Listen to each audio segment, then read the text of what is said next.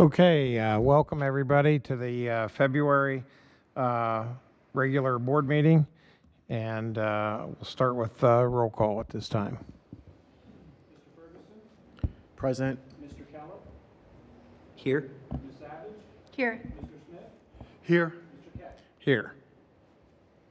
Okay, and then the Pledge of Allegiance.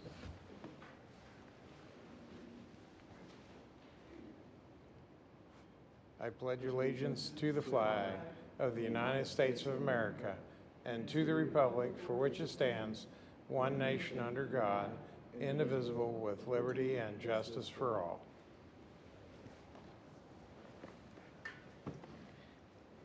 And then we need a motion to adopt the agenda. So moved. Got a Second. Been properly moved and seconded to adopt the agenda. Is there any discussion? Seeing none, we'll take a roll call vote. Ms. Savage? Yes. Mr. Smith? Yes. Mr. Ferguson? Yes. Mr. Keller? Yes. Mr. Keck? Yes.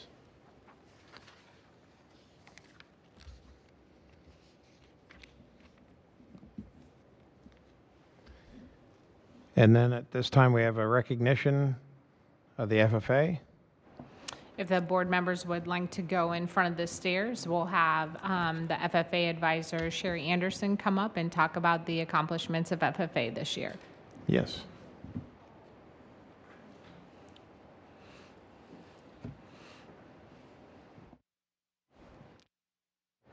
I think Mr. Powers is going to take pictures for us this evening. No, just stand right. Yeah.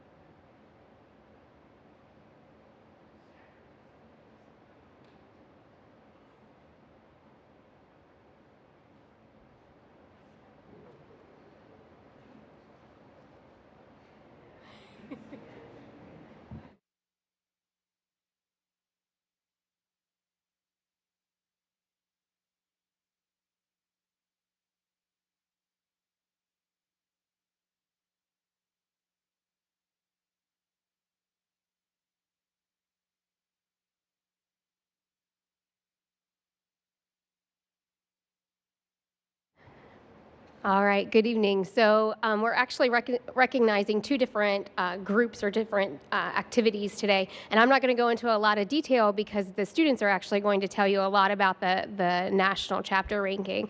So the chapter as a whole was ranked top 10 in the nation out of over 9,000 chapters in the nation. So that was one of the recognitions today. And then the other one, our agricultural sales team competed in the National Ag Sales Contest the end of October. And they placed 11th in the nation. We're rated gold, which is the highest rating available. There's 4 members on that team. 3 of them are here tonight. Our 4th is in Kentucky in college, so she was not able to make it for that. So team members Lily Cunningham, Libby Ramsey, and Cooper Woodson, if you guys want to step forward so we know who you guys are.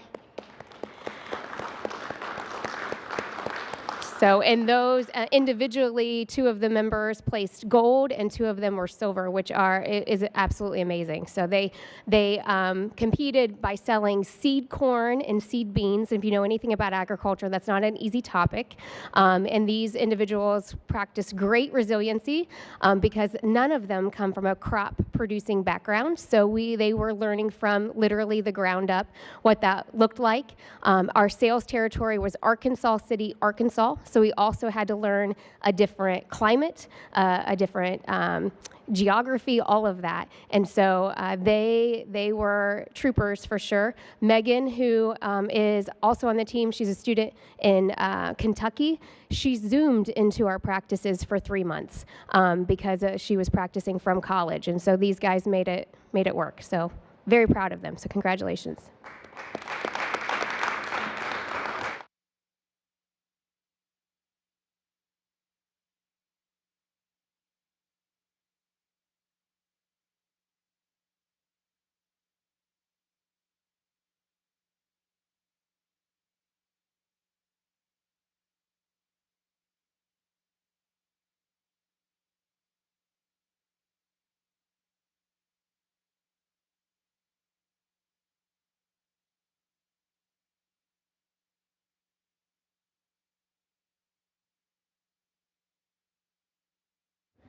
And next is Employee of the Month. Yeah. All right, it's my pleasure to read the comments, for this month's Employee of the Month. So do you want to have the board come down and Ginger can join you? We make this as horrible as we possibly can, right? But we'll get a great picture of you too.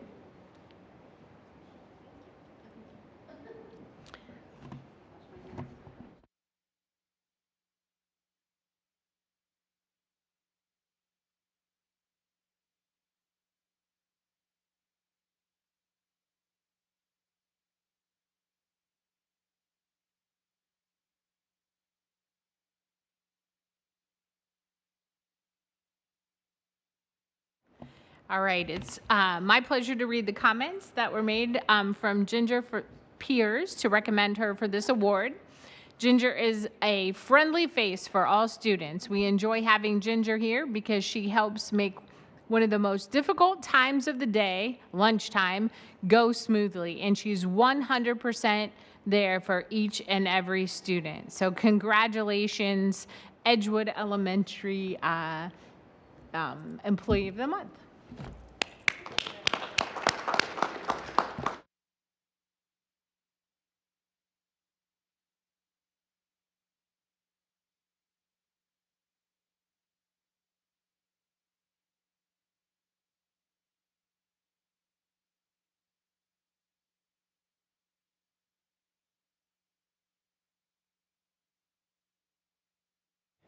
And so now we need a motion to approve her. So moved. Is there a second? I second. It's been properly moved and seconded. Could we have a roll call on that, please? Yes. Yes. Yes. Yes. And let's see here. Oh, yeah, public. We have Cameron Crane at this point in time. If you would come to the podium, and looks like you have 3 to 5 minutes.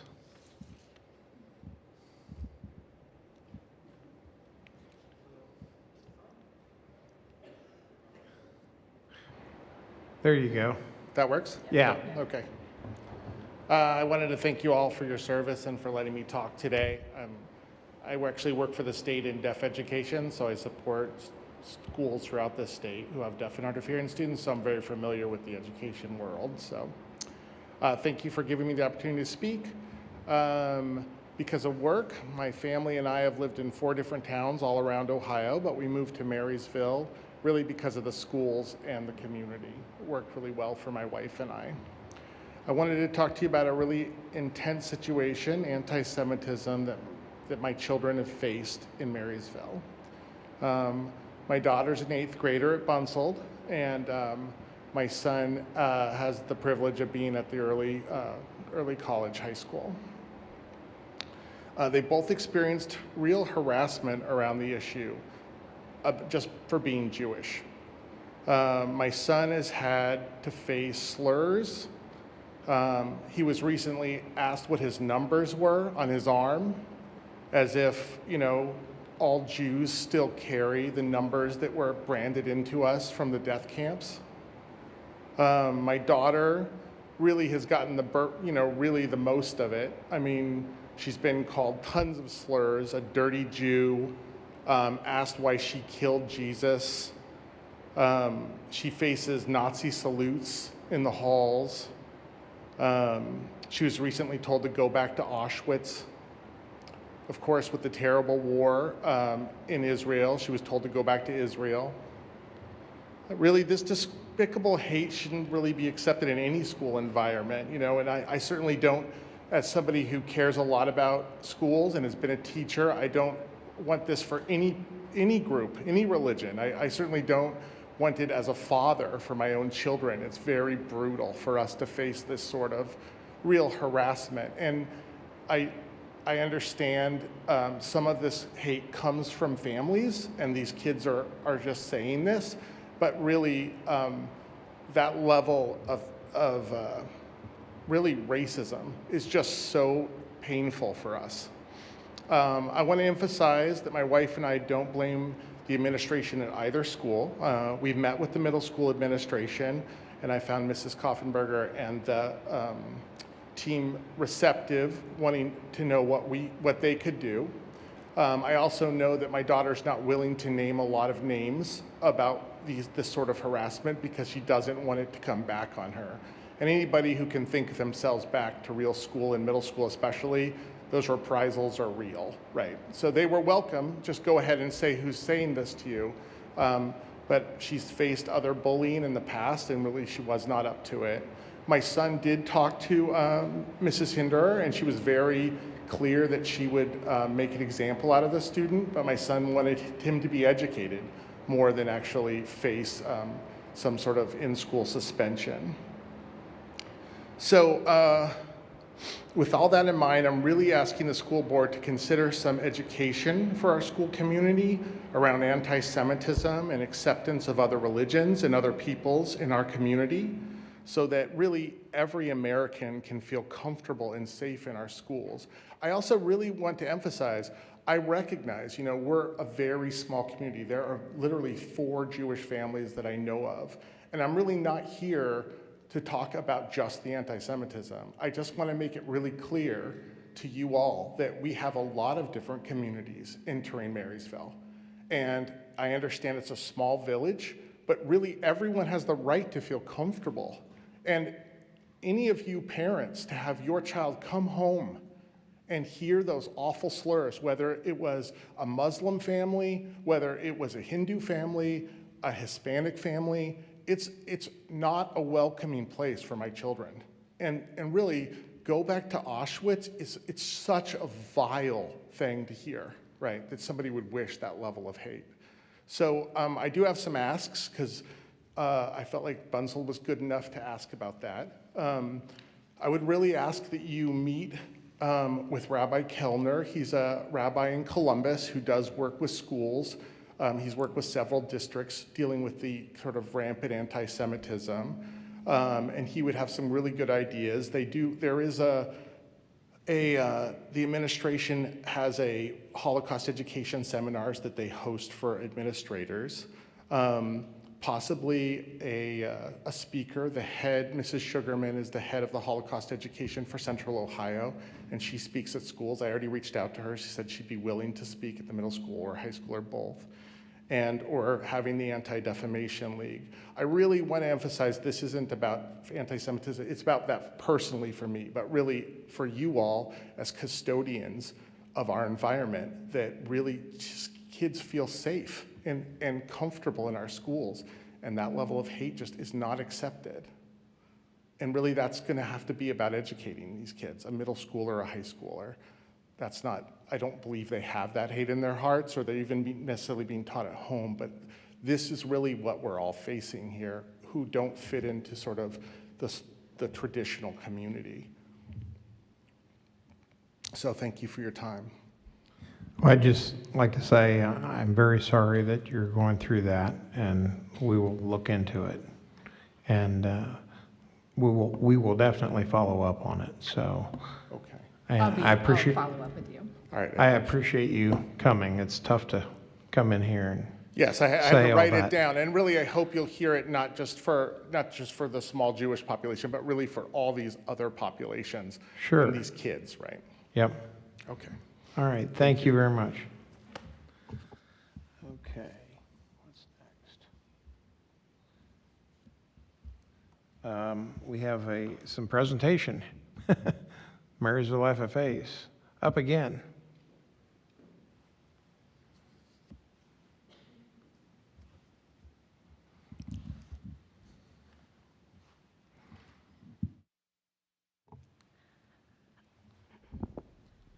Hello, my name is Libby Ramji, and I'm a senior at Marysville High School, as well as I'm currently serving as the Marysville FFA president. Next year, just a little bit about me, I plan to go to the Ohio State University to major sustainable agriculture. I'm Riley Karcher, and I'm a junior at Marysville High School, and I'm currently the reporter in the Marysville FFA chapter. So today we're here just to give you guys a couple updates about what's going on in our FFA chapter.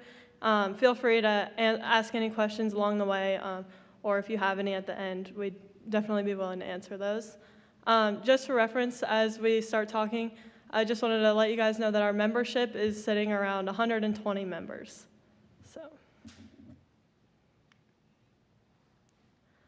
All right, so as we mentioned earlier, our chapter has recently been named a top 10 chapter in the nation. So I just want to kind of walk you guys through how we got to that step. So starting around this time last year, our officers at that time had officer books, the secretary, treasurer, and reporter, and they all had to keep track of various records throughout the year and compile those into a book. And to make us eligible for these awards, we had to have certain ratings on these books. And last year, all of our officers were gold rated in their record keeping. And so then after that point, we were able to apply for the National Chapter Award, which started on the state level. And we first heard back, and we managed to be top 3 in every single category in the state. There's 3 different categories. And so we were top 10 in all 3 of those categories. And then we interviewed, and we were then named a top 10 chapter overall in the state of Ohio. And there's over 350 FFA chapters in the state. And so then after submitting on the state level, being a gold-rated chapter, our application was automatically sent to the national level, which we then heard back that we were a top 10 chapter in the building communities category. And so the specific activity that led us to be top 10 for that was our chapter protein donation. So we donated over 100 pounds of fresh protein to various community food pantries.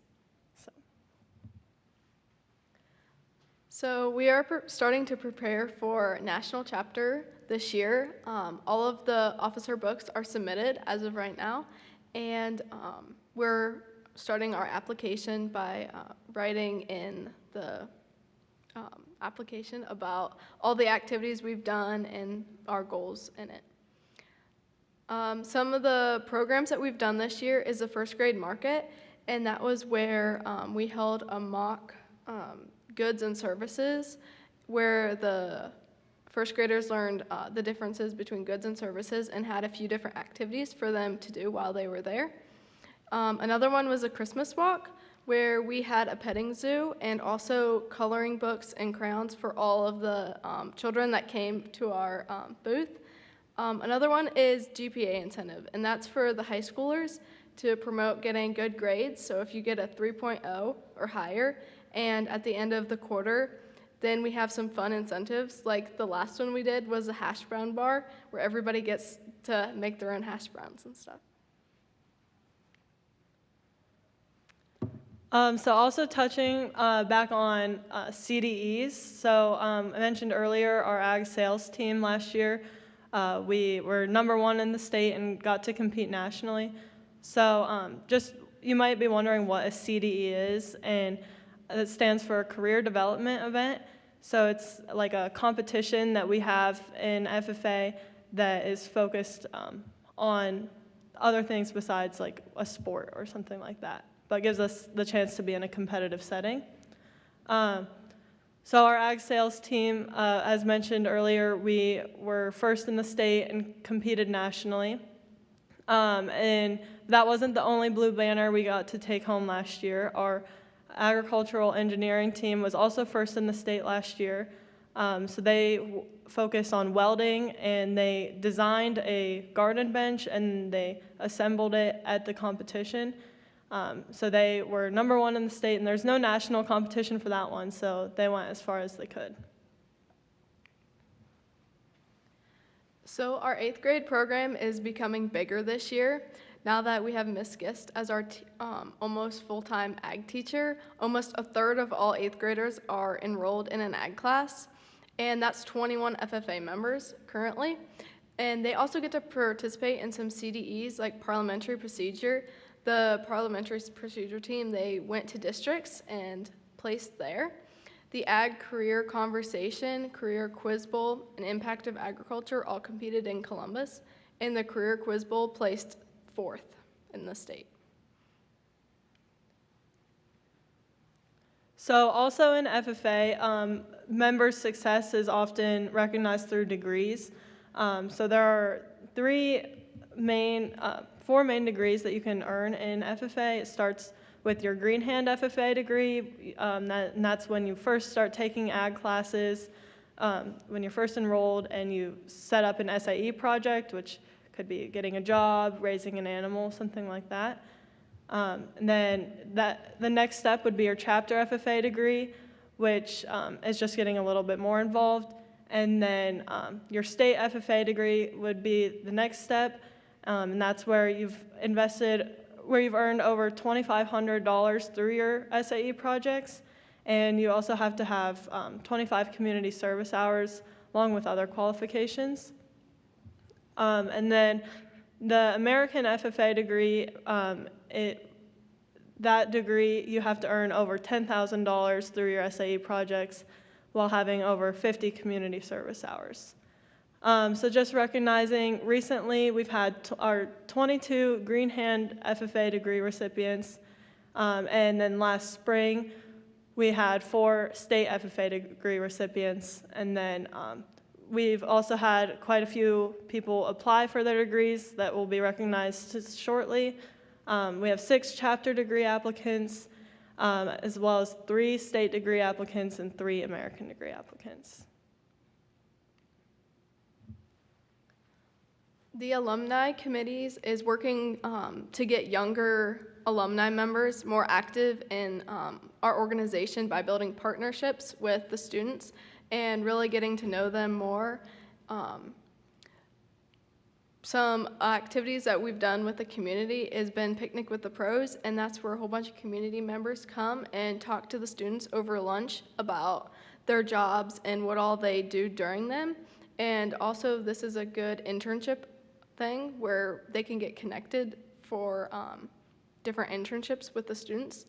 The Monarch Market, we started it, and we are continuing to do things along with it. Like we just did a toiletry donation where we got a whole bunch of shampoos and conditioners, just body care items to donate. And Arcs and Sparks was a welding workshop for community members to come and learn how to weld.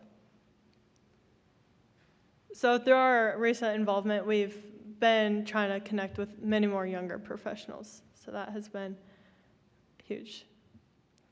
So then upcoming, you may know that National FFA Week actually starts this Saturday.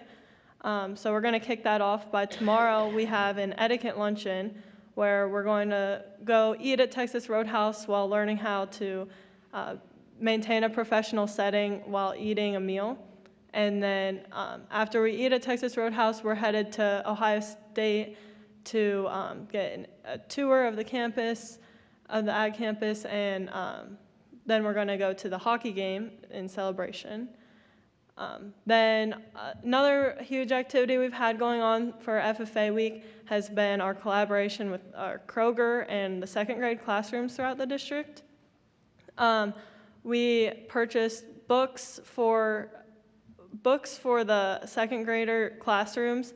It's how did that get in my lunchbox? So just teaching the kids about how food gets to their mouths and not how it doesn't just come from a grocery store. So we had FFA members go to the second grade classrooms last week and help read the book, and then they were given a Kroger paper sack, and then they were able to express what agriculture means to them by drawing on the bags. And then all of their bags were entered into a drawing competition, and we selected our favorite bag from each school to win a giant blanket cow print hoodie. And so those students are very excited about that. So next week, we will be going back to the second grade classrooms and handing out the prizes to the winners. And we will also, the bags will be distributed at Kroger starting on Saturday. So if you would like to see one of those bags, they'll be starting to be distributed on Saturday as long as they last. So a couple other things we have going on during FFA week next week. We have our chapter officer elections, and so that will determine our officer slate for the upcoming year. We also have our chapter degree ceremony. And you also all have been invited on Wednesday to our community sign recognition. And so we're getting some signs for being a top 10 chapter in the nation. And so we're having a little bit of a ceremony on Wednesday. So hopefully some of you guys can make it out to that. Along with FFA week, we've also have had a lot of CDEs going on. We had a public speaker present tonight at the district competition. We have a lot of judging teams going on, our general livestock, equine judging, dairy judging. And there's a huge list of competitions teams that we have up there that are going on currently. So we've definitely been staying busy. So thank you guys for your time. Does anyone have any questions? I don't necessarily have a question, but I just want to say, the more I learn about your FFA organization, the more impressed I am. It's amazing. Thank you. We appreciate your support. And you have this all written out in a speech in front of you, don't you? Nope. So that's amazing. She did that all off the top. I know she had PowerPoint, but that's still you did an amazing job tonight, and it's no stress or anything that way. But would you introduce those lovely people in the back row there that helped get you in this position? Yes, do you guys want to stand up as I say your names? So these are our ag teachers. Starting on the end, this is Mrs. Anderson. She helps lead a lot of the animal science portions of the classes. And then next is Mrs. Thompson. She helps with a lot of the plant science aspects in the greenhouse. And then next is Mr. McLean, and he helps lead a lot of the shop classes and shop CDEs. And then this is Mrs. Malott, and she is our student teacher from Ohio State. If you guys want to give them a round of applause.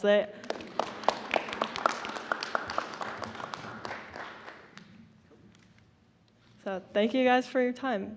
I got one more question for you. Is this the highest the chapter's ever placed in the nation? They've placed 17th overall before, but I don't think. In 2012, Mr. Keck, we were also top 10. So that's all we know. We don't know within there on either time where we landed. So yeah, absolutely, second time. So and our sign will say that. So that'll be neat. Yeah, they're carrying on a great tradition. I don't know. It's pretty hard to get there, very hard to get there, and glad to see you guys got there. Thank you. We couldn't have done it without all of the support of you guys in our community, our teachers, and our principal, Mr. Chafin, too. Yeah.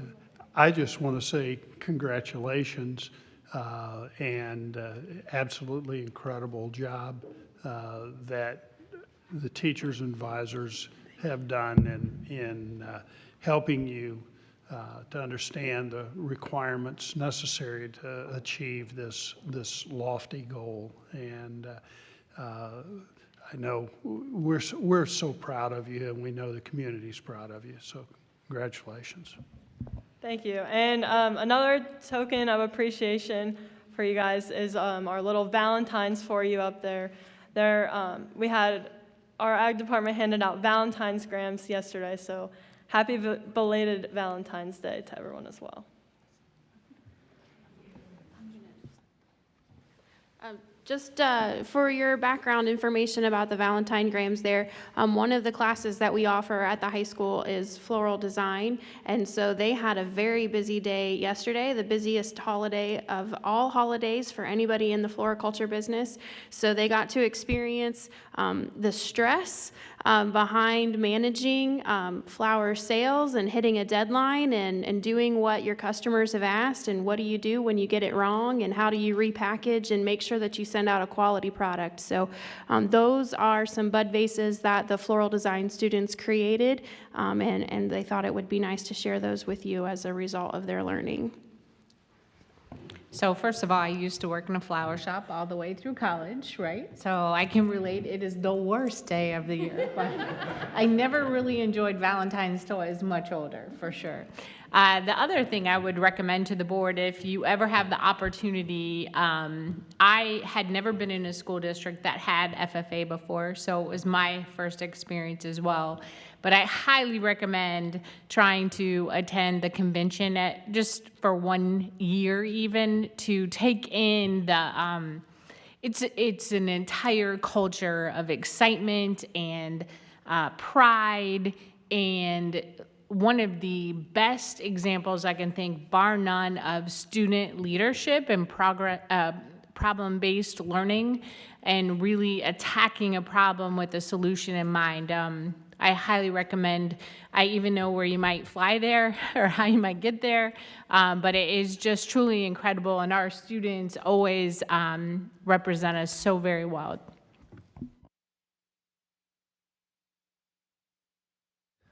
All right, and now we have a presentation.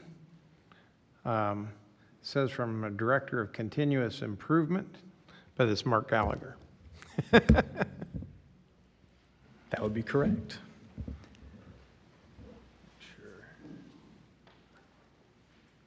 Well, we might have a presentation. We're going to see if this will.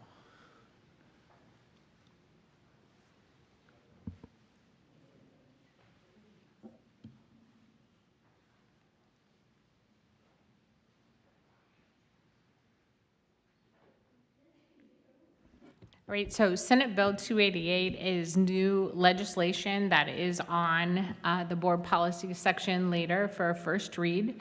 Mark, we started off on this work earlier in the school year, and Mark has done a heavy lift to kind of put some tools together with people on our staff, feedback loops for parents. And so tonight we'll present what that looks like. You have all been given a copy of the curriculums, I think back in January, examples. So there, I tried to fill in the gap. Take it away. All right. All right, so this evening I will cover several different aspects of our Senate Bill 288 implementation of the curriculum here at Marysville Schools. So I'll take you through the requirements for K through 6 and 7 through 12 schools in the state of Ohio. I'll cover how we build our curriculum and the feedback we received from families as part of that feedback cycle, and from our own staff members, what our implementation framework looks like. So how will the work come to life in Marysville Schools and when? What our family communication plan will look like. So how can we ensure that families are well educated, well in advance of the implementation, so that they can make a good informed decision for their child? And then what does our timeline look like and where we're at today? So for K through 6 schools in the state of Ohio, as part of Senate Bill 288, beginning with the 23-24 school year, K through 6 schools are required to provide developmentally appropriate instruction in child sexual abuse prevention to students in K through 6. That instruction has to be offered annually. So this is the first year. We'll turn around, we'll do the exact same implementation next year, and the year after that, and the year after that, unless the legislation changes. We have to offer information on available counseling and resources for children who are sexually abused. And then as part of the law, upon written request of the student's parent or guardian, the student shall be excused from the instruction in child sexual abuse prevention. Further, the instruction and information provided cannot be connected in any way to an individual, entity, or organization that provides, promotes, counsels, or makes referrals for abortion or abortion-related services. And parents have the right to submit a written request to the school principal to examine the child sexual abuse prevention materials within 48 hours of request. So that's K through 6. In 7 through 12, we have very similar requirements, but developmentally, the prevention content shifts. So rather than focusing on child sexual abuse, we shift our focus to dating violence and sexual violence prevention in those 7 through 12 grades. Again, the instruction has to be offered annually, so this year, next year, the year after that, unless there's legislative changes, and the information needs to include recognizing signs of dating violence and warning signs and characteristics of healthy relationships. Again, upon written request, a student's parent or guardian can excuse them or opt them out of the instruction on dating violence prevention and sexual violence prevention. And again, the instruction and information provided cannot be connected in any way to an entity, individual, or organization that provides, promotes, or counsels, or makes referrals for abortion or abortion-related services. And just like K through 6, upon written request to the school principal, parents and guardians have the right to examine the dating violence and sexual violence prevention materials within 48 hours of request. So this was the task for schools in K through 12 across the state of Ohio to implement curriculums and programs that meet these requirements. To meet this requirement, Marysville Schools gathered a multidisciplinary team of school counselors, school psychologists, and school resource officers, and used a collection of resources, materials, and content from an array of organizations and research bases that included the Foundation United, the Centers for Disease Control, even our local Marysville Police Department, the Federal Bureau of Investigation, the Barbara Sinatra Foundation, the Sexual Violence Awareness Prevention and Response Team at Arizona State University, and even including the Cedarville University Title IX office. So we used a very wide array of content, resources, and materials to actually build our curriculum, with the end goal being that we wanted to create a series of prevention modules that covered grades K through 3, 4 through 6, and 7 through 12 to get the content in the respective areas that could be delivered within a standard class period. So to fast forward into time, after my teams had built that curriculum, they then invited 18 different sets of parents to come in and view the content. There was parents and caregivers from diverse backgrounds and viewpoints across the K through 12 spectrum that we invited.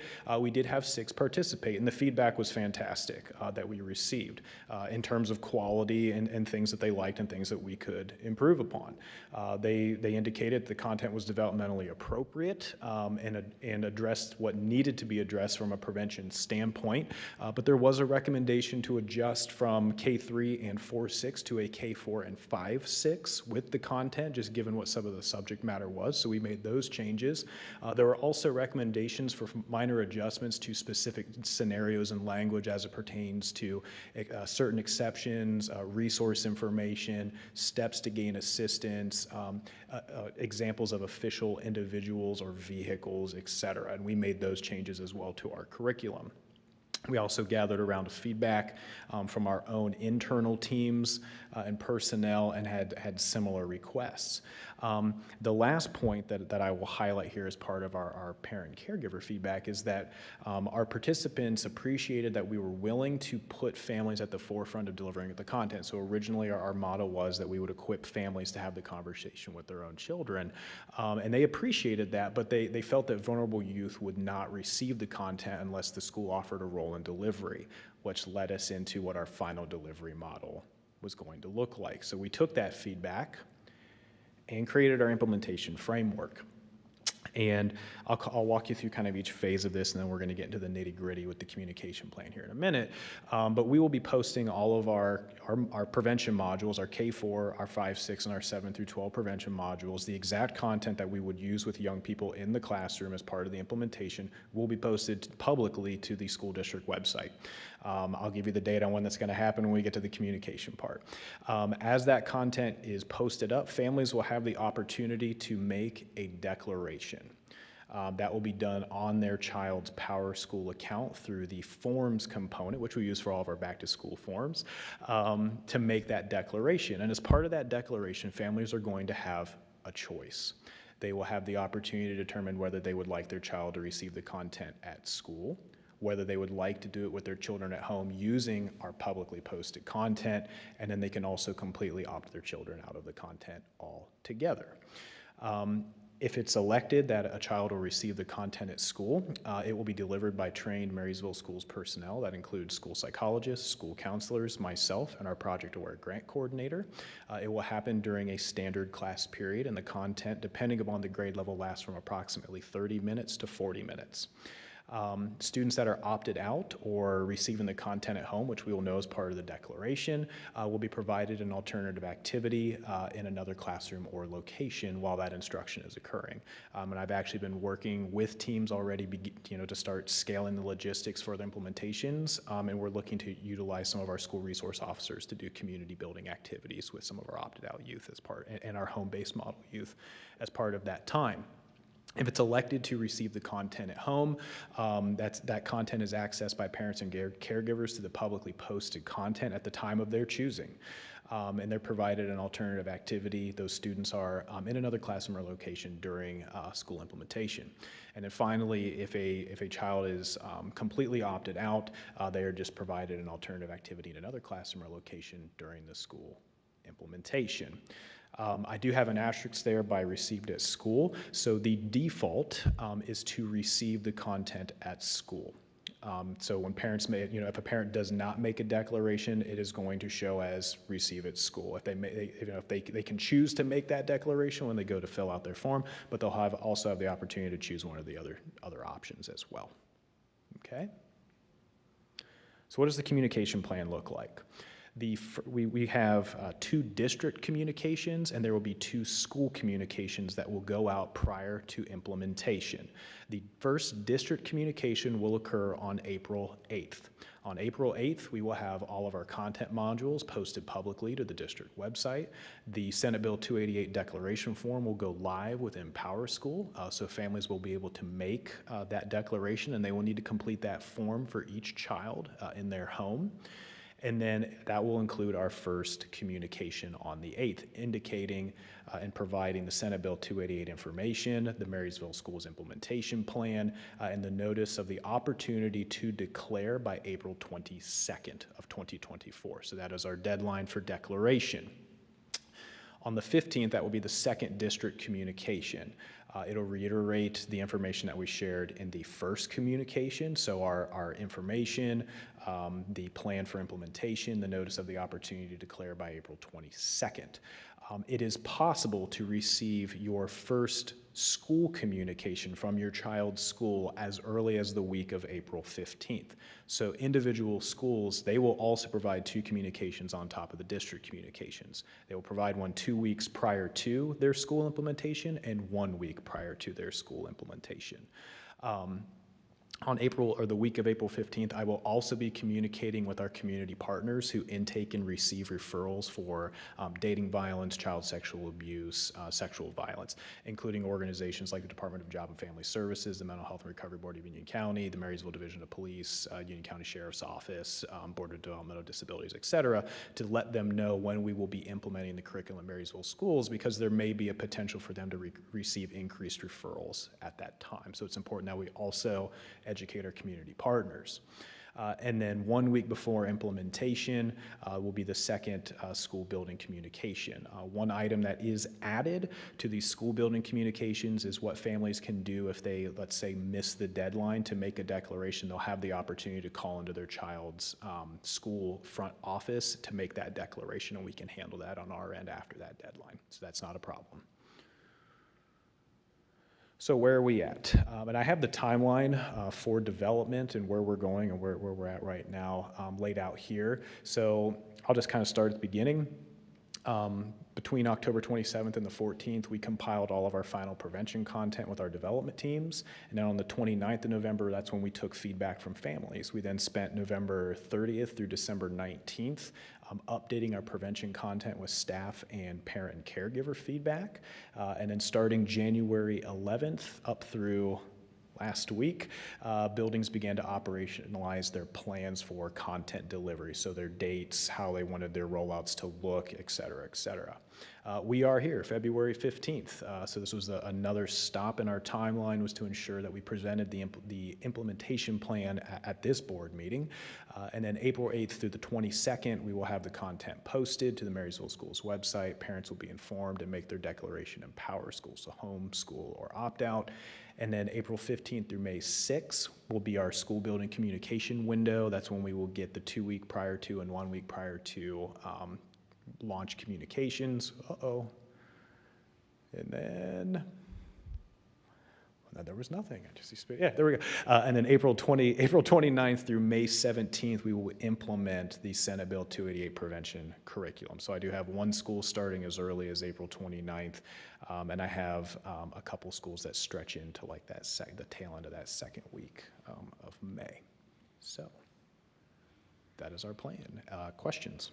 Yeah, I had I guess two questions. Yes. One is, if a parent makes no declaration, we never hear from them, we've contacted them and they never respond, what happens with that child in that situation? The default is that child would receive that content at school. Okay. And the second, do we have a reporting requirement as to when students have received this, and is there, and I'm not, I mean, this is things that just came to my head, and I apologize for not coming earlier than this, but just listening to the presentation, these things jumped in there. If we have to report that students have received this, is there a requirement if parents want to do the program at home? Do we know whether they've accessed the materials or not? Do we have to figure that out, or? So I think what you're asking is there an individual student reporting requirement for the state of Ohio? Is that an accurate Yes. wording of that? As far as I know, and per the Ohio Revised Code, there is no EMIS reporting component for this at an individual student level. It will most likely be a superintendent's attestation. Yeah, what I knew of the law, I didn't see that in there either. Thank you. Yep. So just a couple comments. I want to thank you for the communication plan. Sometimes it takes 7 times or 7 emails for a parent to actually open the email and read the content. So thank you for being diligent on trying that.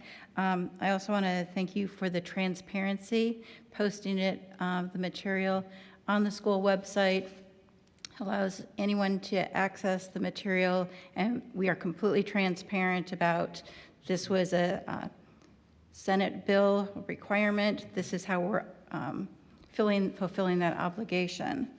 The options for the parents, I think, are excellent. I appreciate that there's multiple options, and thank you for all the work you did. I know that this has been a year-long process, so. But I'm glad it's very well thought out. You've clearly put a lot of time and effort into making a good, effective plan.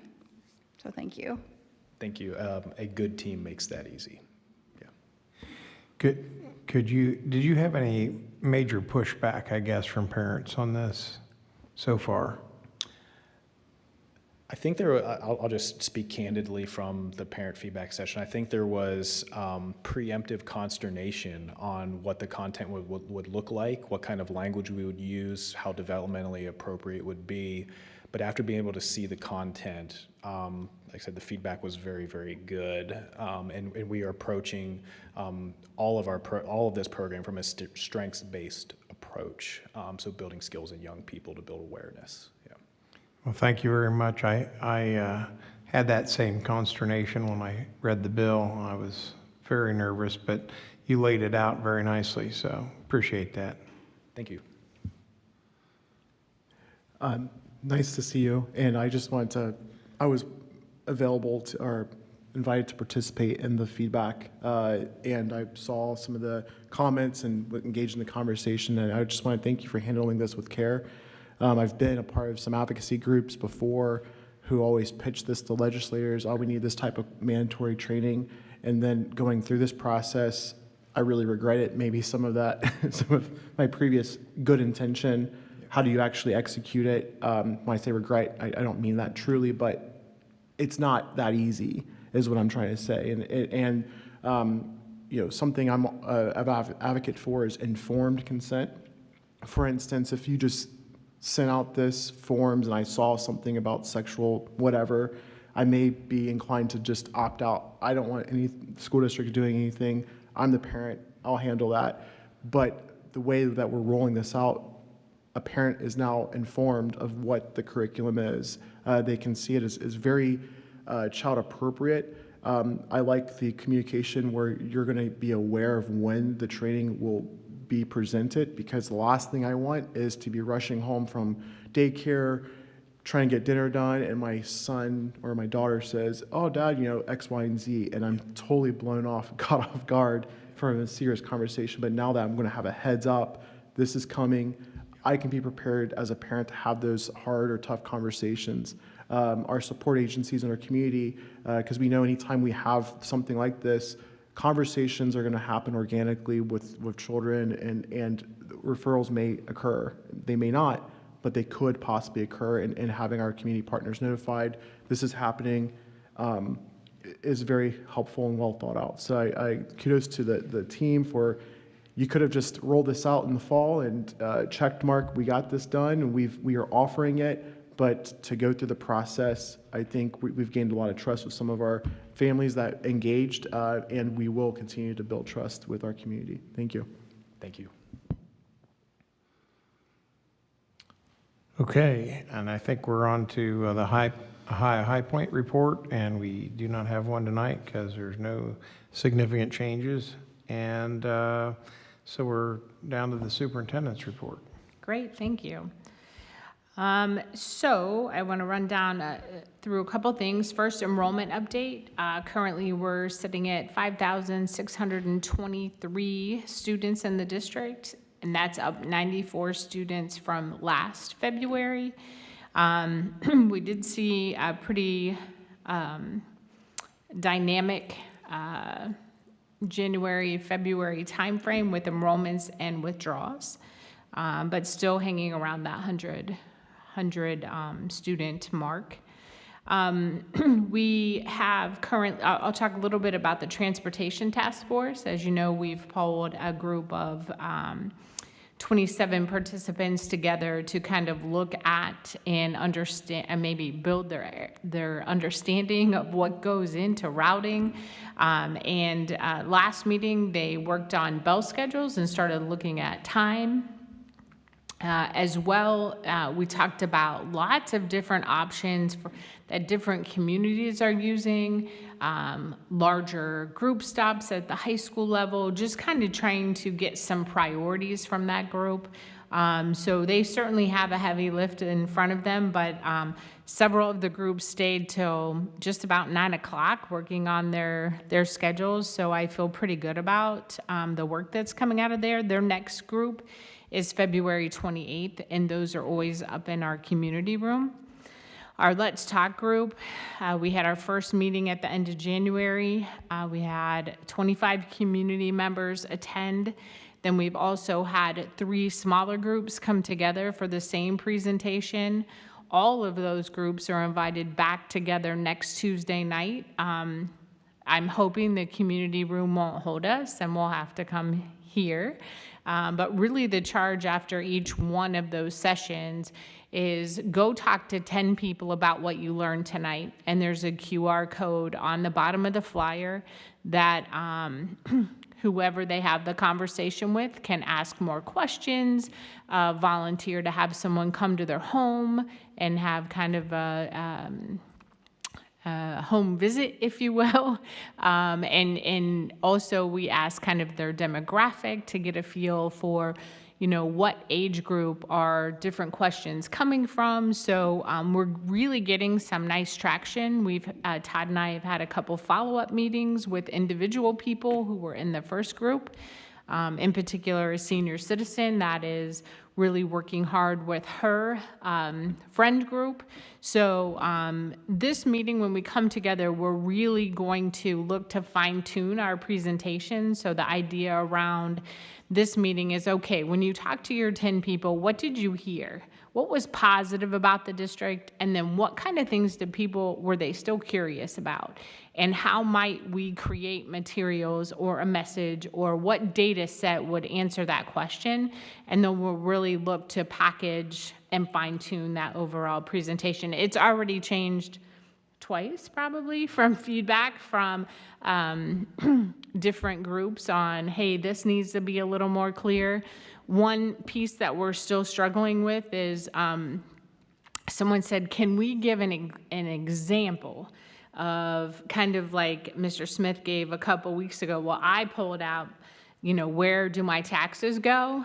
And even though I should be paying this much in millage, I'm paying this.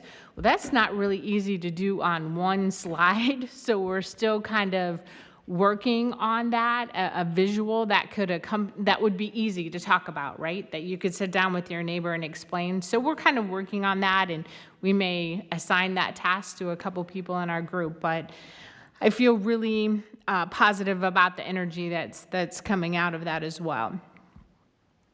NAVEM principal interviews start next week. We hope to have a recommendation to the board in March for the NAVEM principal. So Lynette has met with PTO, provided the opportunity for feedback from staff and what they're looking for in their next principal. So we'll be using that to set up questions. There'll be a first screener round with admin, and there'll be a building level round with parents and staff. And those invitations have already gone out, so we're on target with that. I would like to talk a little bit about staffing as well. As you know, we have a 1.5 PT opening that's been open for a while. We've talked about kind of that related services getting harder and harder to fill. We still have openings in that area. I also provided an update this week. We posted for 5 aides. Those aides will be registered behavioral technicians for elementary schools with class sizes at a 30 max, and the thin amount of staffing we have in our elementary buildings. We are facing some challenges with behaviors that are taking place in classrooms, and a teacher can't leave a classroom of 30 students or 29 if they have to chase after another student, or there's a meltdown of a student, but that student does need help and intervention. And we've been, Kim Jude, Mark Gallagher, we've been serving in that capacity in the building, but it's just not sustainable. So we are working with the Mental Health and Recovery Board. All of those positions, while the position itself is funded by the district, the training for that person is paid for from Mental Health Recovery Board. And in order for that aide to function, they have to have a BCBA over top supervising them. And so that half-time position is also going to be funded by the Mental Health and Recovery Board. So it is kind of a robust structure. I mentioned that we've had some challenging kind of in and outs and move-ins since the first of the year. And we have seen a significant increase in behaviors at our elementary school and need to address that. It is an aide position. That range will run from $18 and some change up to $23 and some change, I think I sent out today. And all of the training associated that then is covered by the Mental Health and Recovery Board. All that being said, we are still over the 2 million reduction mark that the board landed on as a as a result of the failed levy. So we have not exceeded that. We're still sitting at a little over $2 million in savings still with adding those positions. You passed a resolution, I believe it was in May, to have me have the discretion to fill positions that are needed, and I don't take that responsibility lightly. And this is an area of need for our staff right now. It's becoming more and more challenging. Last thing, I just wanted to give a quick shout out to the students and staff from Creekview who put on Lion King. If you were not able to see it, it was absolutely amazing and incredibly cute, for lack of a better word, but I wanted to make sure they were recognized tonight as well. Thank you. Okay, any questions? I just have a question about the building aids. I know we're up for a levy in November, and I understand we're over the contingency amount of $2 million in savings. Are these positions, are we committed to these positions when in our next contingency plan? Will these positions still stay in place for God, forbid that the next levy doesn't pass and we have to enact a contingency plan? That's just my personal concern. I don't want to expand a very needed service and then retract it a few months later. What are your thoughts on that question? Yeah, I'll answer you two ways. Number one, ultimately, any contingent plan will come with recommendations, but ultimately the board it oversees that. And second, with class size saying the way it is, this is not something that's going to go away. We don't have extra hands on deck at the elementary schools, that we have leaned into SROs. We've been leaning into, I mentioned we're sending other staff. We've actually got secured substitutes for teachers from other buildings to come support with some things. So you have seen our data on the trajectory of student and our demographic, and it's definitely changing. And I think as long as we're staffed the way we are, this is going to be something that we're going to continue to need at the elementary. One thing that I did want to comment on is that I personally have gotten concerns raised by parents in regards to the behavior of students within their classroom, and they feel that their own child's education is really being compromised by classroom size and the inability of having extra hands in the school to handle these behavioral issues. So it is a challenge, and it seems to be at multiple grade levels all throughout the district. So. Okay, we're up to Todd. I was going to say, I'd be interested to learn like the data tracking system that they're using to validate something like this. Being a former educator, there's formative data, but then there's more concrete data. I piggyback some of the questions Jermaine asked, and teachers need help when they have 30 kids in a class.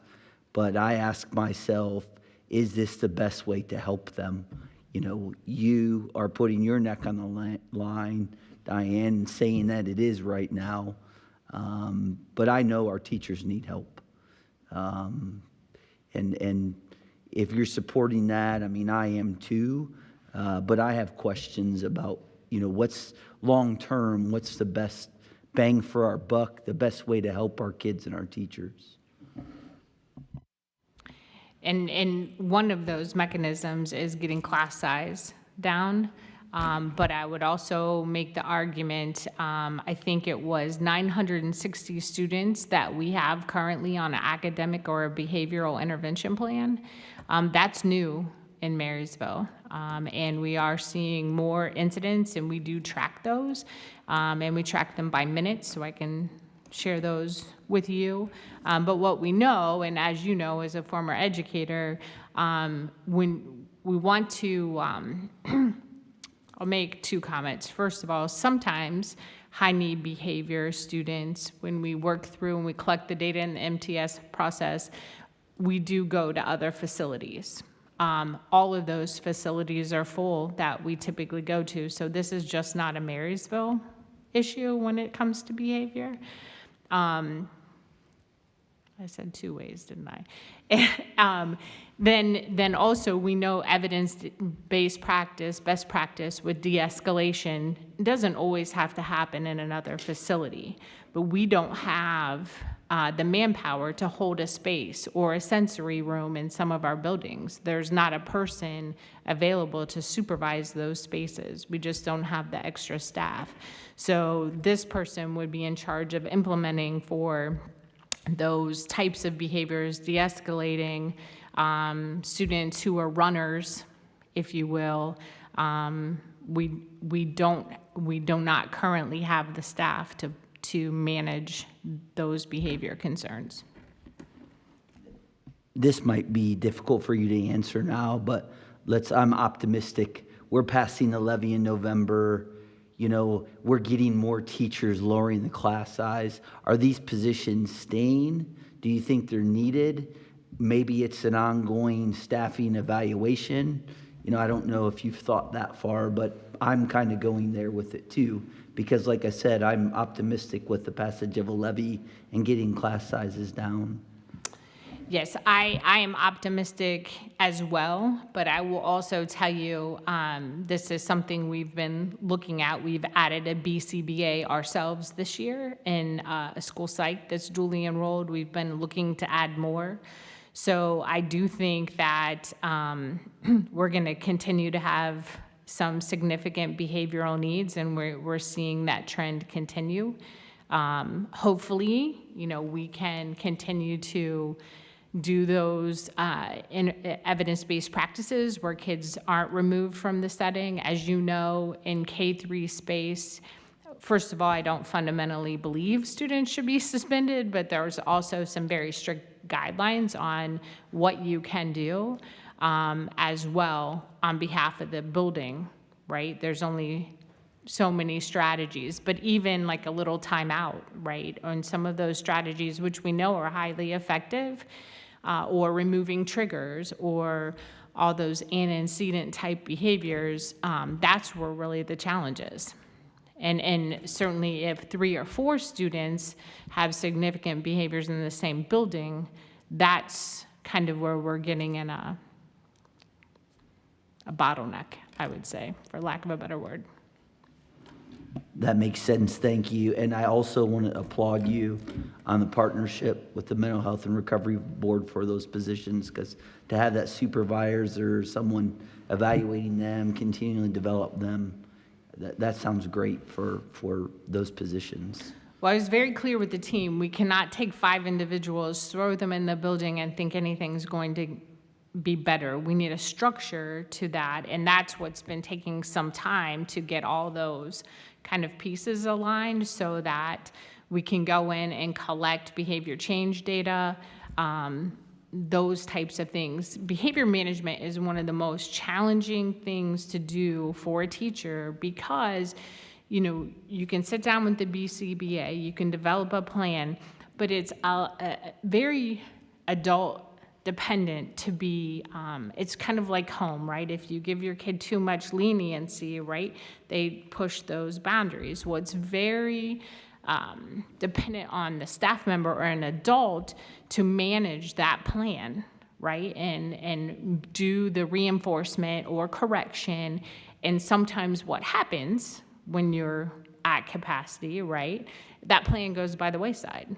Right? And so behavior management is one of the more difficult things as a classroom to implement when you're also dealing with, you know, just daily life as with 29 other students.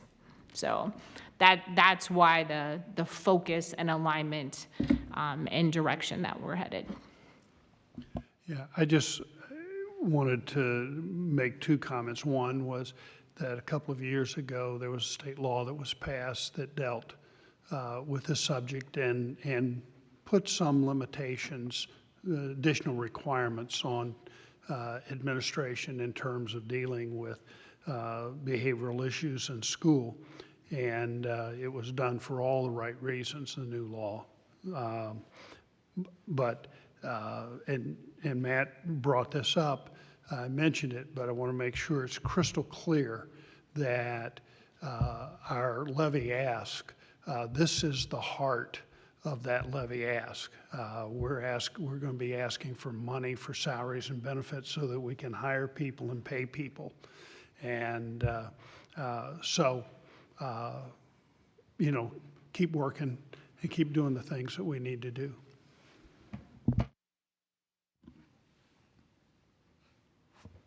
That's it for me. Todd, you're up. I don't have a separate update. I'll just give updates as we hit the action items as appropriate. Okay. And that, let's see, leaves me. I just wanted to say we had a coffee Sunday. A couple ladies showed up and expressed their concerns, and then we also talked school finance for a couple hours after that. So, and I think we got their issues resolved, at least to their satisfaction, maybe not 100%, but so that was done. And then we had another small group meeting night before last with the city, and let Mr. Smith elaborate a little bit on that. Yeah. I typed up, Bill took notes on Sunday, so I ended up taking notes on Tuesday. Representatives from the city administration and city council met with representatives of the school administration and school board on Tuesday of this week. And the primary topic was TIFs. The discussion was generally positive, with most heads nodding in agreement at various times during the meeting. The discussion was open, very direct, very frank. Suggestions were discussed during the meeting, and those will be the focus of the next meeting, which is scheduled in the middle of March. Okay. Thank you.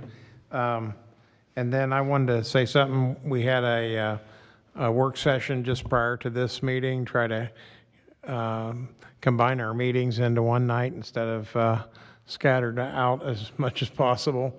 And in any case, we heard a very good presentation for facilities master planning that we'll be considering in the near future. I don't know if you want to say anything on that too.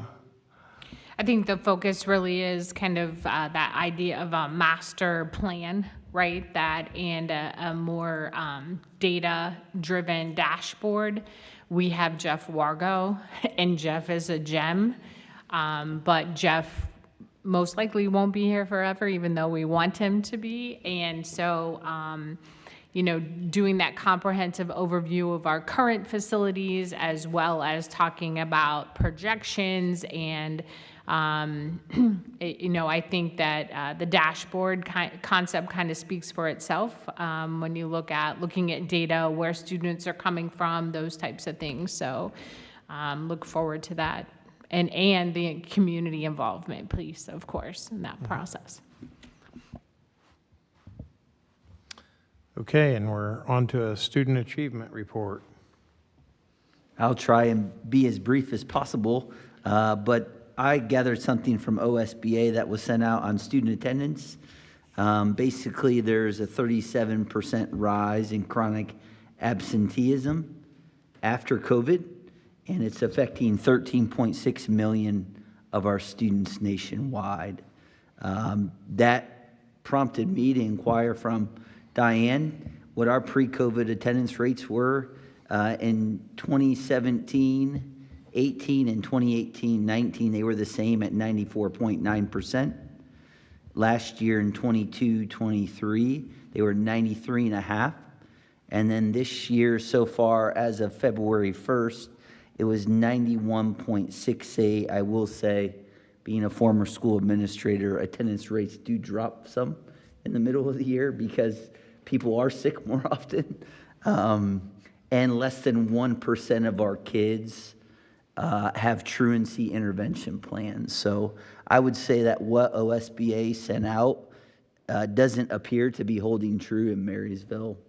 And I sent you all some information if you wanted to learn their attendance procedures within the district. That was good for me to read as a new board member.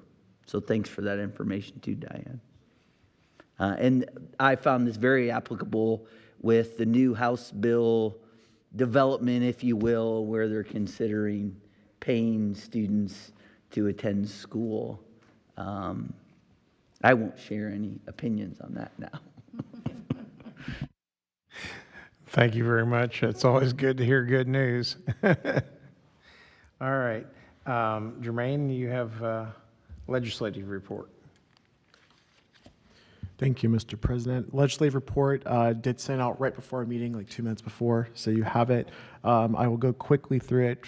Federal budget bill is kind of one, it's deferring to March 8th. Just like DC, they kick the can down the road occasionally, and the can's been kicked down the road this time. In the Ohio House, the capital budget bill was just passed.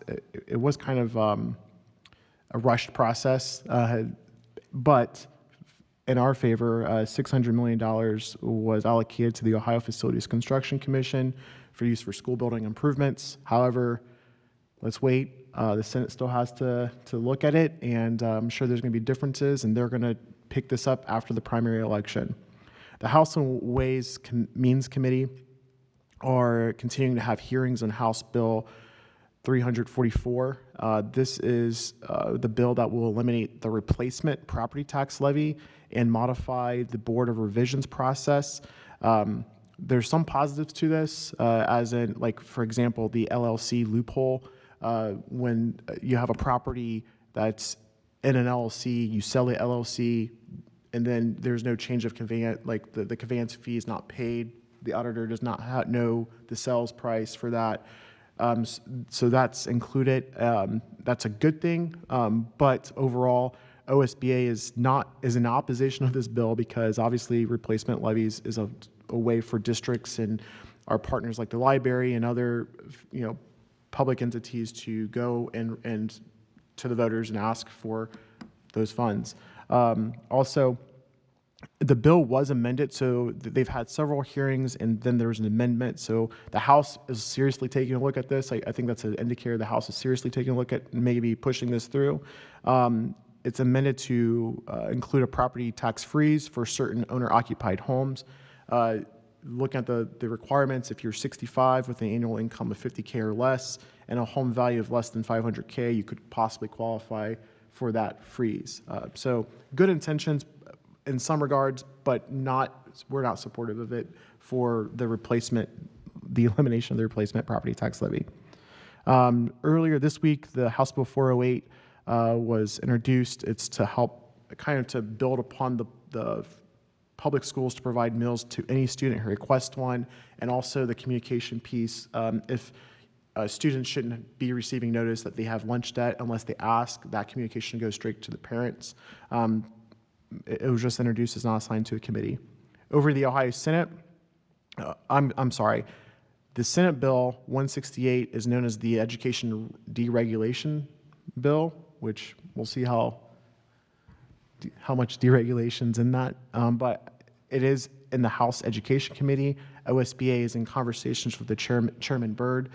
So there's some, I'm not going to go into the bill this meeting, but there are some good things. We'll just see what turns out in the final version.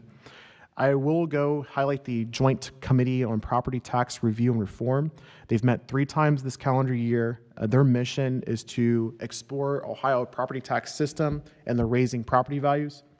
They're receiving testimony by invitation only, so we can't just show up. We have to be invited to receive testimony. It's my understanding that OSBA or some partners will be invited to speak next month.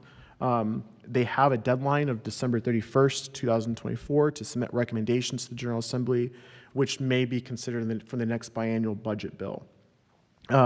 Some keynotes here is on January 24th, Union County Auditor Andrea Weaver testified about the appraisal process, how auditors determine value, what is valid recent sale is, and taxable true value versus taxable value. So kind of just giving the committee education on that. Some key takeaways from that meeting is the co-chair, Senator Blessings, emphasized the fact that the state has too many exemptions and wants the committee to study the property tax exemptions and see if we can cut out some of those exemptions or airstream them. There's also the matter of the drop-down LLC, which I referred to earlier. I'm not going to go over that again. A good question Representative Tracy Richardson asked was, what is a fair tax rate? Andrea Weaver said, one that's voted on by the taxpayer, but House Bill 920 prevents, it kind of hurts that, right? So that point was made from our auditor, and I think that was appreciated. And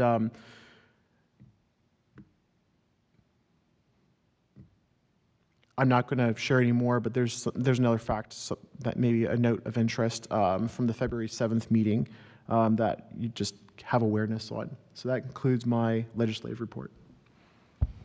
Thank you very much, Mr. Ferguson. That was enlightening. Did you notice in the budget bill there is a provision in there to increase teacher pay from a minimum of $40K to $50K? I did. I talked to Todd before this meeting. I didn't want to highlight that yet because it has not been referred to a committee. But there, yes, Representative Joe Miller did introduce that bill. It hasn't been referred to a committee yet, but that is a possibility. So, thank you. Just from a technical standpoint, if that would happen, would that automatically adjust then everyone else? Hold on one second. Yes, there were some adjustments. I have them here. I think you're referring to our own pay scale? Yeah. Right? Would that accelerate everyone on that's something I think locally you would have to discuss with our union, but it would set a floor for what that pay could be. There were adjustments for teachers with 5 years of training. I don't have the numbers right now. I think it was like 54. 5 years of training with a bachelor's degree, and then a master's degree was, I think, 57. I took that out of my report, but I think those are the numbers. Okay. Right, but our personal index would have to meet the metrics that he's laid out. Okay. But my thought would be you'd have to sit down and refigure your index. Right, with the union, correct. Yep. All right. So I assume the state will have funding to go with that, additional funding? Well, that's why I think there would be some major obstacles in that because teacher pay is part of the formula for state foundation. So if to pass that and not adjust that would be, crazy, but then to pass that and adjust the formula would cost the state a lot of money.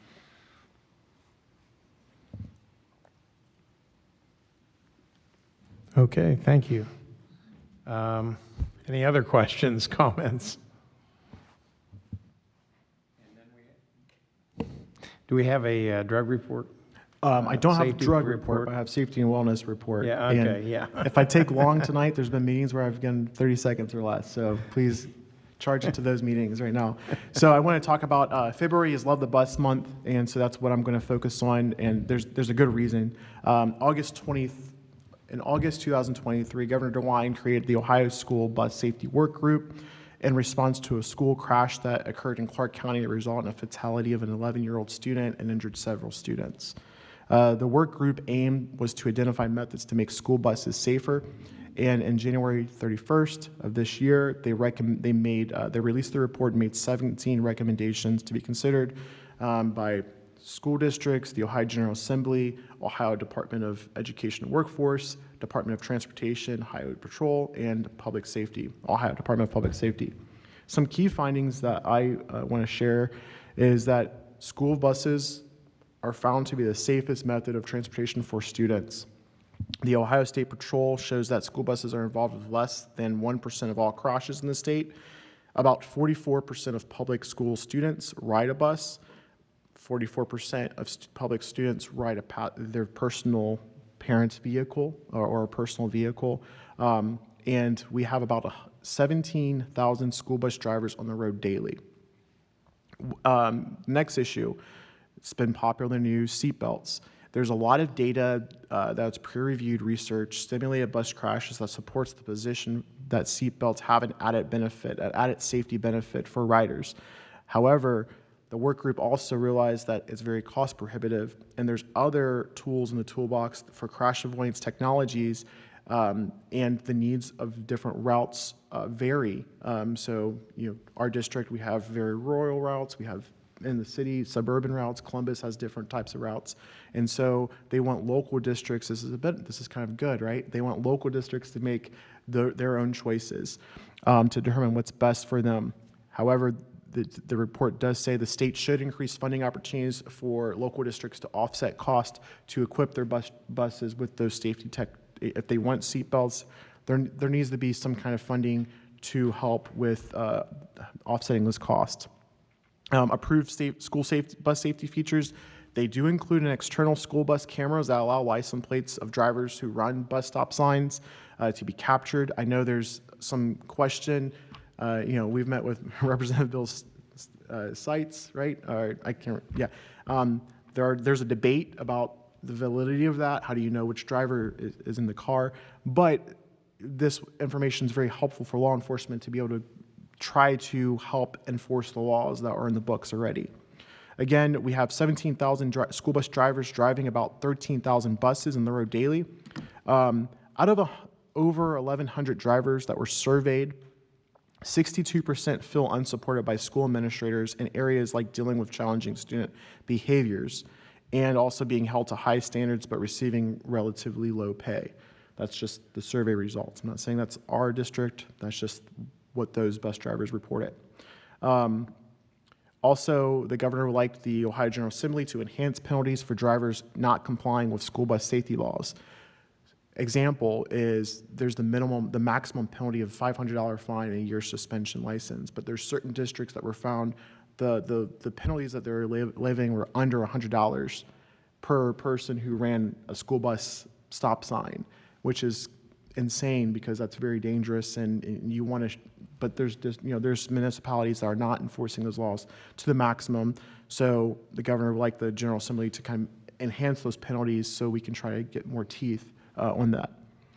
Some recommendations for local school boards, school districts to consider, and some of these may be already done. The report and the presentation, some of these districts are already doing some of this stuff. And so I'm just going to share just so you know what those recommendations are.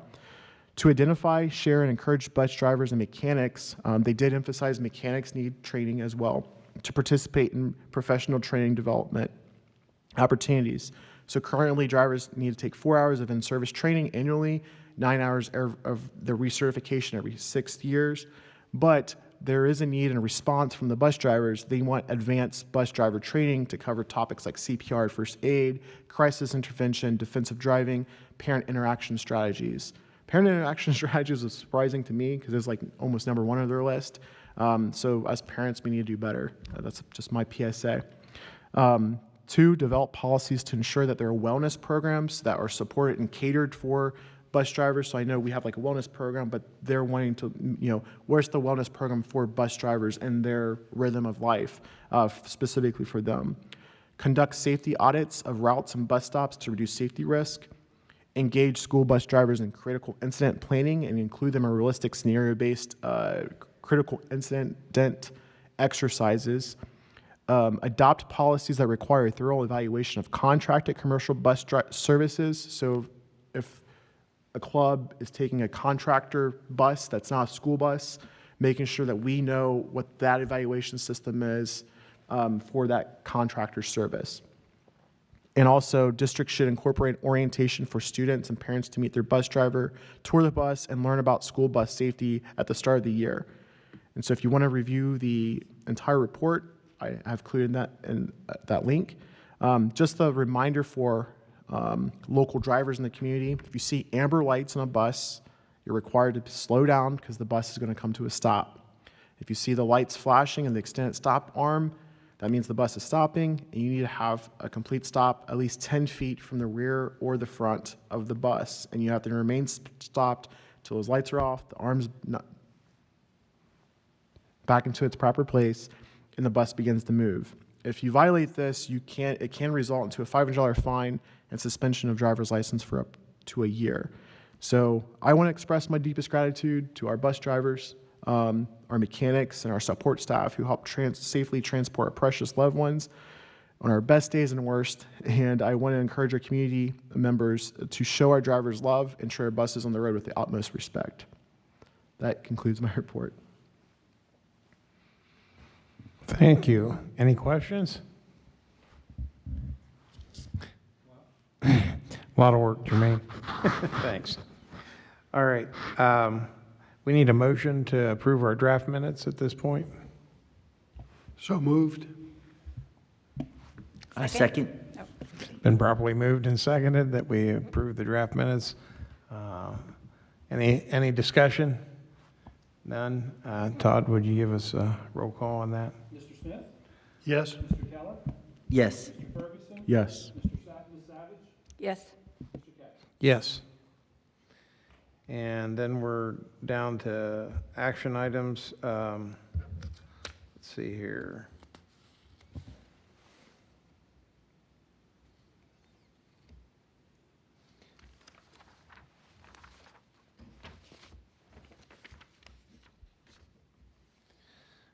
Okay, the board, these are first read items. Hopefully you went through those and read those today. Any notes for board members? I would just say 2 of the policies are just language changes, and then the other 2 policies are related to the presentation that Mark gave tonight. And so we really don't have a choice on this. And let's see here. Resolution to file complaints against valuation of real estate property. And I assume that you have something on that. Yeah, I can highlight that. So that's something we do annually. There was a change in law a couple years ago. We used to just do that without really any board involvement, but with that change of law, now that we have to have the board approve the properties that we're challenging.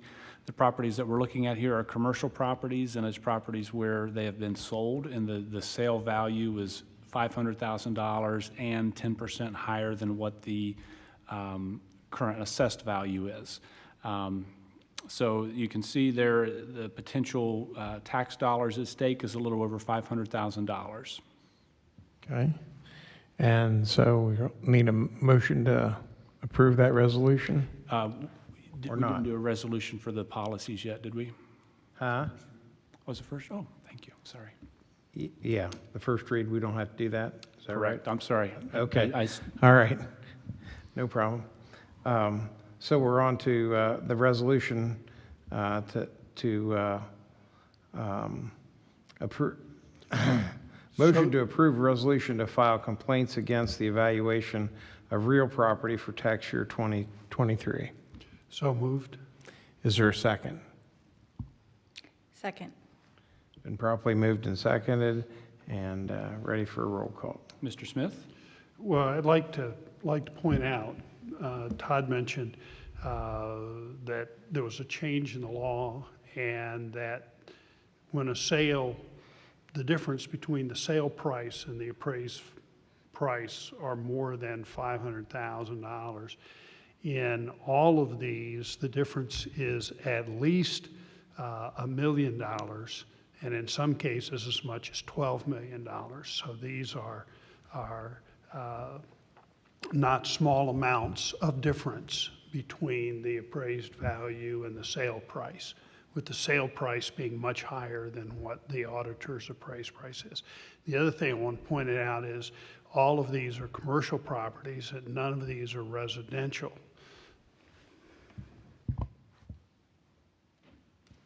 Okay, any other discussion? All right, time for a vote. Mr. Smith? Yes. Ms. Savage? Yes. Mr. Ferguson? Yes. Mr. Keller? Yes. Mr. Keck? Yes. And that takes us to a resolution to advertise for bids for a school bus. So we need a motion to approve the resolution for Meta Solutions to advertise and receive bids on behalf of the Marysville Exempted Village School District Board of Education for the purchase of 2 school buses And I think we've been working on that for a while. Yeah, so we purchased these through Meta, which is a purchasing consortium to help us get the best price. We're kind of jumping in a little early because there will be new bids coming out, but we're trying to jump in using our fiscal 25 budget to jump in early on this so that we can hopefully get these buses at the fiscal 24 rate before they go up next year. No guarantee that we will get them, so I guess if we approve this resolution, we'll see what happens, and hopefully we are able to get them. And it does fit within our permanent improvement forecast. It is part of the budget, so no concerns there, but we're just trying to take advantage of the lower prices. Any other discussion? I just have one question, because I know last time we went from buses to vans, and that order was canceled. Last meeting, we rebid on vans. What happens if buses are not readily available or orders are canceled again? Is there another way that we can go out and secure buses for our fleet? Well, so the one bus that we had ordered, I think it might have been a year and a half ago, is actually going to be delivered. Okay. I've heard. So that we should be getting that sometime soon. The buses that we're ordering now, those two, we've got 2 buses right now that we basically aren't driving because they're whether they need more work than it's worth putting them into or whatever the case would be. And then we're also still looking into the viability of getting additional vans. So that's not off the table yet either. So I would say it's just something we're continuing to work with. We're not at the point of, we're not in any type of emergency yet or anything like that. I guess worst case scenario, if you didn't have those buses and you got to that emergency scenario, there are entities that you can do kind of a purchase service for transportation, but we're nowhere near that at this point. And there's not really another vendor. This was a conversation at our transportation meeting the other night. Everyone's experiencing the same year to 2 year wait time for buses. And just to confirm, we haven't gotten the vans that we had ordered. We don't have them yet, no. Yeah. Okay. Is there any other discussion? Do we have a motion? So moved? Second. We have a motion and a second to put these bids out through Meta. And any further discussion? So we're ready for a vote. Ms. Savage? Yes. Mr. Ferguson? Yes. Mr. Keller? Yes. Mr. Smith? Yes. Mr. Keck?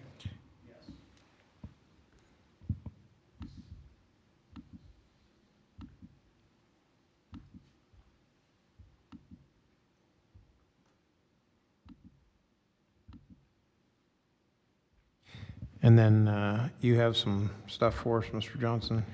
Yeah, not a lot. There's some donations on there, so just would take a look at those. There's a natural gas competitive bid, which is just to try to get the best price on our natural gas that we use to heat our buildings. So that's also through Meta, and just an opportunity to make sure we're getting the best cost possible for that. I would note that the cash flow is really revenue and expenditures pretty well tracking right on with projections, so nothing really to highlight there.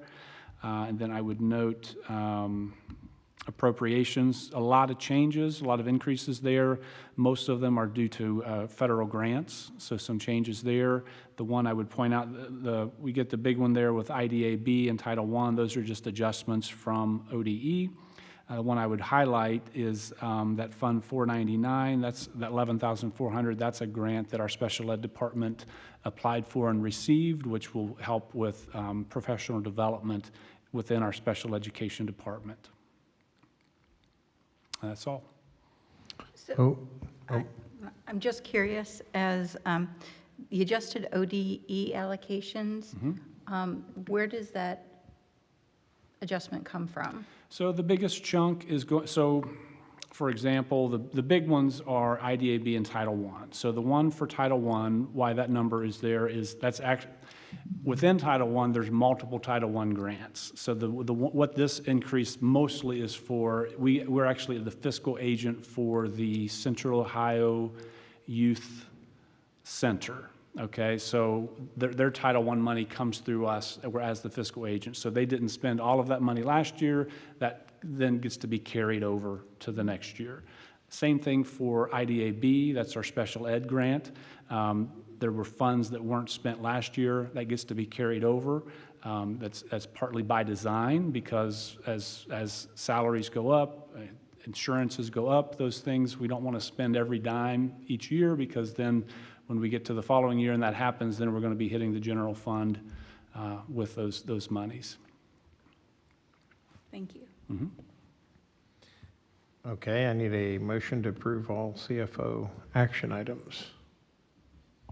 So moved. And a second. I second. It's been properly moved and seconded, and is there any further discussion before I? Okay, we're ready for a vote. Mr. Smith? Yes. Mr. Keller? Yes. Mr. Ferguson? Yes. Ms. Savage? Yes. Mr. Keck? Yes. And now we have superintendent's action items. I'd just like to highlight really 2 retirements on the HR side.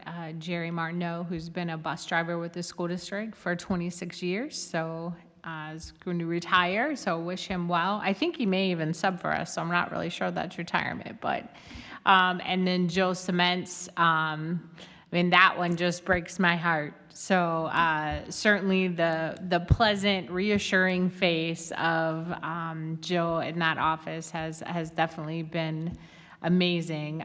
40 years in our district, and I did not know this, but learned this when we researched it, that she early in her career was a cheerleading and color guard advisor for the school district as well. So certainly blessed to have her in our district and wish her absolutely the best.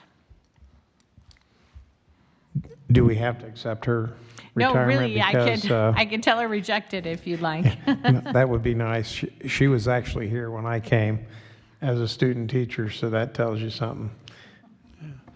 Well, I remember her even earlier than that, and both Jill and Jerry have been real pillars within our school district, and I don't think our school district nor our community can thank them enough for all that they have done and how they've approached their job with professionalism and courtesy, and just been shining examples for us.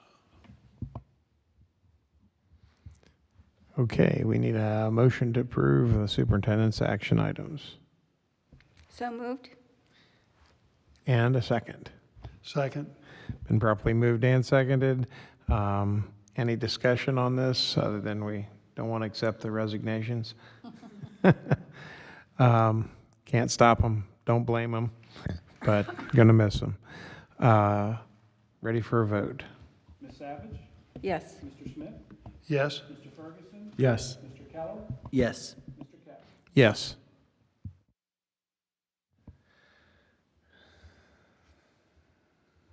Where are we at here?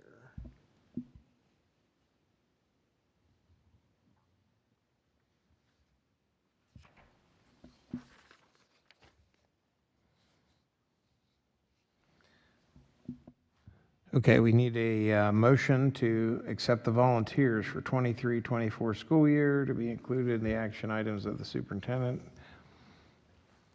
Or did we already cover that? Okay, 13. I screwed you up once before. All right, thank you. All right, so now we're down to other superintendent action items.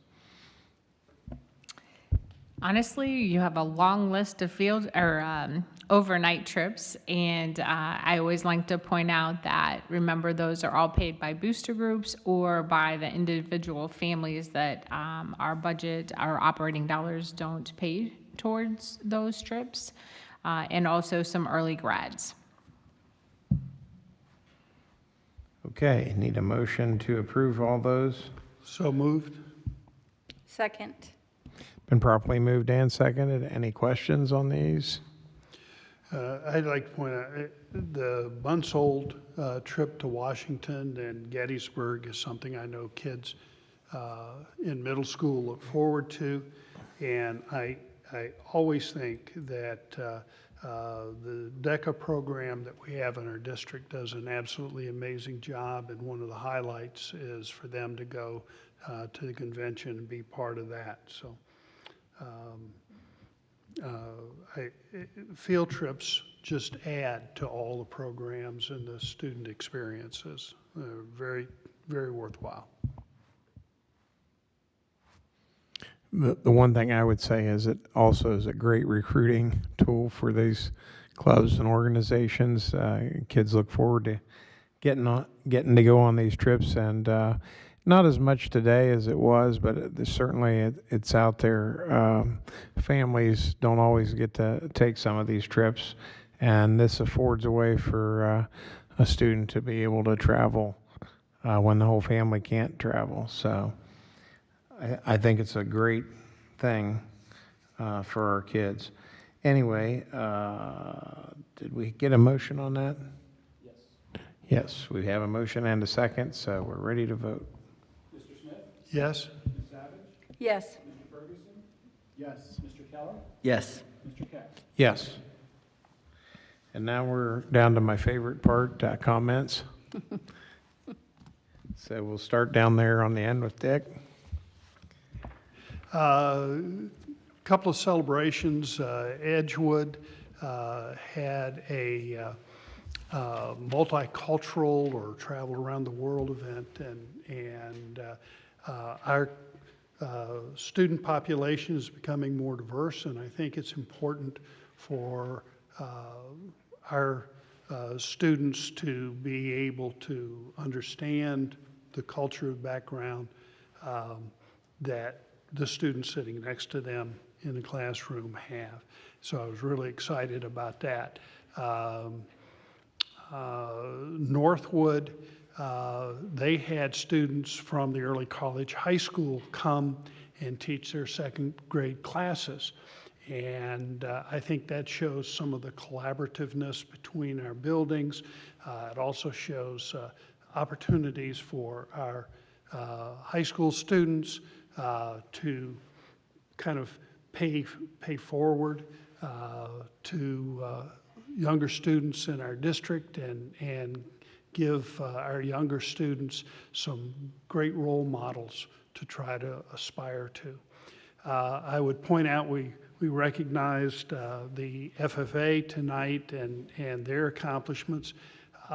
From memory, our swing choir has won competitions, swimming and diving. We've had people that qualified for the state competition, did well at the districts. Our bowling team had a marvelous season, and I'm not sure where they are in the process of things. Gymnastics has done extremely well, indoor track, wrestling, mock trial. We've had so many different opportunities for kids to excel, and they have met the challenge.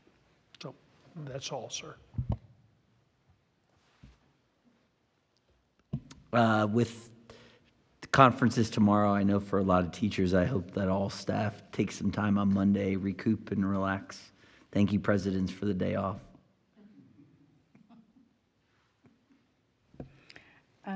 Just a couple things to the exhaustive list. Our cheerleading competition in Orlando, they got a top 10 in the nation. So kudos to them. I want to thank Mark and his entire team for all the work putting together the Senate Bill 288 material. A couple of things tonight. My son had the opportunity to be a part of the wrestling club, the youth club, and there's a lot of our Marysville students who participate in youth wrestling. They wear the logo, the Monarch logo, and they represent it well during these tournaments. There's some really great wrestlers, and thank you to the coaches and volunteers. That's just one club. I'm just highlighting that. Pivoting to OSBA, there's a couple of different dates that I just want to highlight. This weekend is Board 201, a deeper dive training, February 17th. If you want to do professional development. March 6th is the Central Region Spring Conference. I think we all got an invitation here. With the spring conference, there's not going to be like a main speaker. They want to highlight the students and legislative update, the regular other reports, and then hopefully get us out a little bit earlier and get us back into our home districts. So that's something that our Central Region President Whitney Dumel, that's her focus, is to maximize our time and get us back home as quickly as possible. So if you are interested in the state legislative conference, that's April 23rd. And then in May, there's a 2-day Board Leadership Institute on May 3rd, which is a Friday, and Saturday, May 4th from 8 to 2. So those are some events to highlight. Lastly, some of you may have known about the Harwood Institute. Last year, they did several community conversations. They met with residents, and at the end of the year, they released a report about Union County. I attended a Innovators Lab it was a 2-day Innovators Lab where they brought in community partners. I know Lynette, she joined and spent some time there. Their focus, Honda reached out to them, and they conducted, they're working with Union and Logan counties respectively, not together, respectively, to try to see what's the pulse of the community, what are areas of emphasis. And Harwood Institute, they have a philosophy to help unleash a chain reaction, a positive chain reaction, have small wins, get authentic engagement from the community. I was selected or drafted to be a part of the youth committee, and so I don't know what that looks like yet. I'm going to be working with Sue Devine again, and that's good. But we're going to have these different committees, youth, health. There's going to be a bridging committee, which is trying to help bridge other entities and organizations together in Union County. We don't know which direction we're going to go yet. That's going to be based off the community feedback. But the funny thing about it is there was a book at OSBA's bookstore 2 conferences ago, Stepping Forward. I purchased that book. I happened to read it last year while this survey stuff was going on. I didn't put the 2 to 2 together until it was too late. Good book that, please, there's also another one that's, I'm going to pick up, Unleashed, A Proven Way Communities Can Spread Change and Make Hope Real for All. So if you're interested in picking up those books, I can lend you my copy.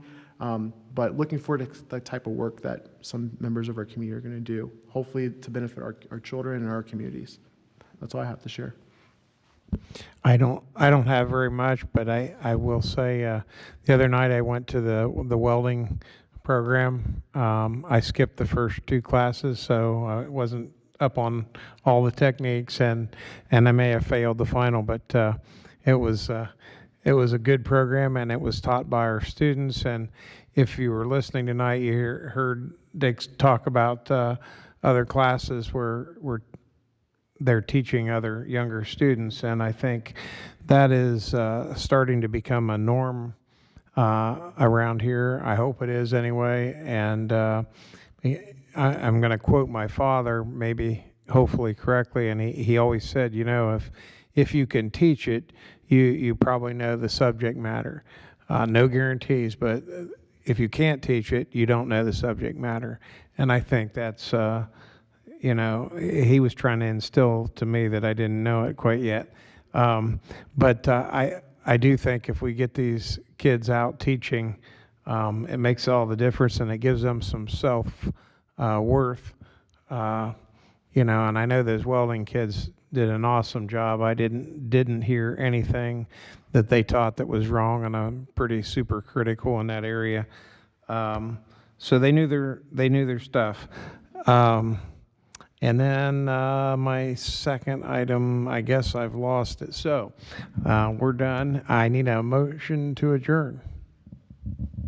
So moved. And a second. Second. Any discussion? There is no discussion on that. Yes. Yes. Yes. Yes. Yes. And we are adjourned.